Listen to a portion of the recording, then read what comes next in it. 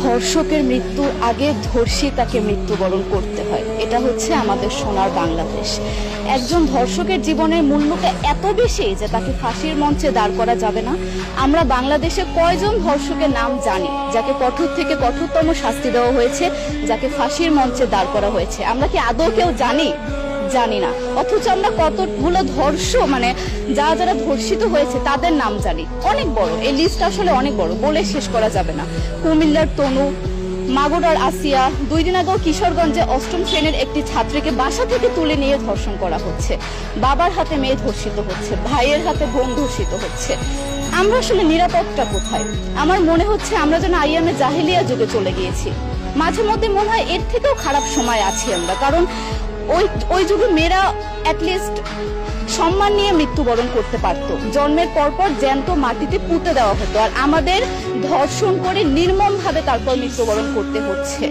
যদি সরকার আমাদের ওই নিরাপত্তা নাই দিতে পারে, তাহলে সরকারের কাছে আমাদের অনুরোধ, আমাদের জ্যান্ত মাটিতে পুঁতে দেখ। আমরা বেঁচে থাকতে চাই না, আমরা সম্মান নিয়ে মৃত্যুবরণ করতে চাই। আমরা এই দেশে থাকতে চাই না যে এই দেশে আমাদের কোনো নিরাপত্তা নেই, যে এই দেশে রাস্তা দিয়ে হাঁটলে আমাদের মধ্যে একটা আতঙ্ক কাজ করে, কখন কি না কি হয়ে যায়। আইন উপদেষ্টা বললেন যে ধর্ষকের নাকি ফাঁসি দেওয়া সম্ভব হবে না, তাহলে নাকি নিরীহ মানুষকেও মাঝে মধ্যে ফাঁসি দিয়ে ফাঁসির ব্যবস্থা করা, মিথ্যা মামলায় ফাঁসি দিয়ে ফাঁসির ব্যবস্থা করা হতে পারে। আইন উপদেষ্টার কাছে আমার প্রশ্ন, আল্লাহ না করুক আজকে যদি আপনার কাছের কেউ, আপনার বোন অথবা আপনার স্ত্রী অথবা আপনার মেয়ের সাথে যদি এরকম কোনো কিছু হতো, আপনি কি আসলে এটা বলতে পারতেন যে না, ধর্ষককে ফাঁসি দেওয়া যাবে না? কোনোদিনও পারতেন না। আপনি সবার আগে তার ফাঁসির ব্যবস্থা করতেন, সম্ভব হলে নিজের হাতে মেরে ফেলতেন। তাহলে আমাদের বেলায় কেন এত বৈষম্য? আমরা কি দোষ করেছি? আমরা কি নারী না? আমরাও তো কারো বোন, আমরাও তো কোনো বাবার সন্তান, আমাদেরও তো বেঁচে থাকার অধিকার আছে, তাই না? কিছু হলে মেয়েদের পোশাকের দোষ দেওয়া হয়। আমার কাছে প্রশ্ন, একটা 8 বছরের শিশুর মধ্যে এরকম কি থাকতে পারে যেটা একটা পুরুষকে অ্যাট্রাক্ট করবে, যেটা একটা পুরুষকে সিরিয়াস করবে?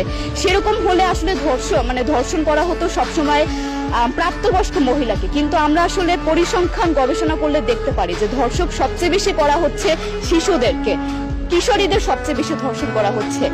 দৃষ্টিভঙ্গি পরিবর্তন করুন, চিন্তা ভাবনা পরিবর্তন করুন, ধর্ষকদের আইনের আওতায় আনুন।